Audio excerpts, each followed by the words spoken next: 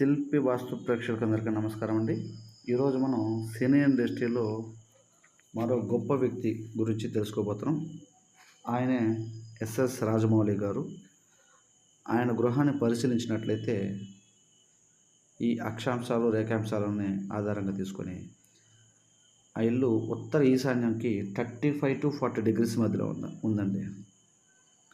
నేటి కాలంలో ఈసప్రాచ్ అంటే 2-3 డిగ్రీలు అంటారు. అలా కాదండి. 35 to 40 degrees తిరిగినా ఆ గృహంలో వాళ్ళు మంచి విజయాలు సాధిస్తున్నారు. అదేవిధంగా ఈ 35 to 40 degrees తిరిగింది ఇదే విధంగా స్టైలిష్ స్టార్ అల్లు అర్జున్ గారు ఆయన గృహం కూడా ఈ విధంగా ఉందండి.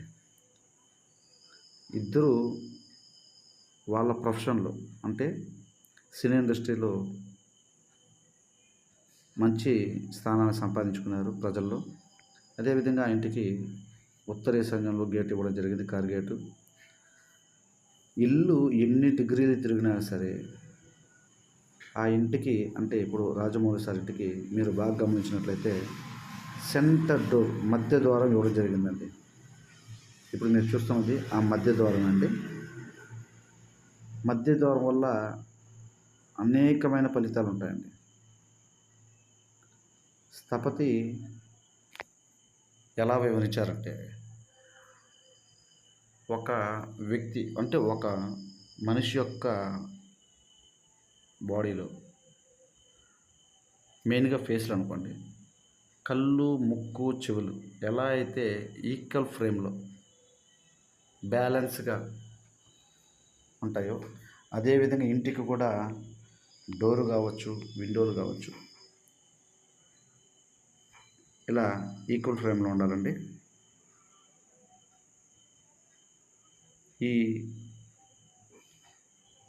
ఈసప్రాచి 2-3 డిగ్రీలే అనే భ్రమల నుండి తేరుకోవాలి అందరూ. ఆ 2-3 డిగ్రీలే తిరిగిన ఫ్లాట్లు కూడా దొరకడం కష్టం అండి.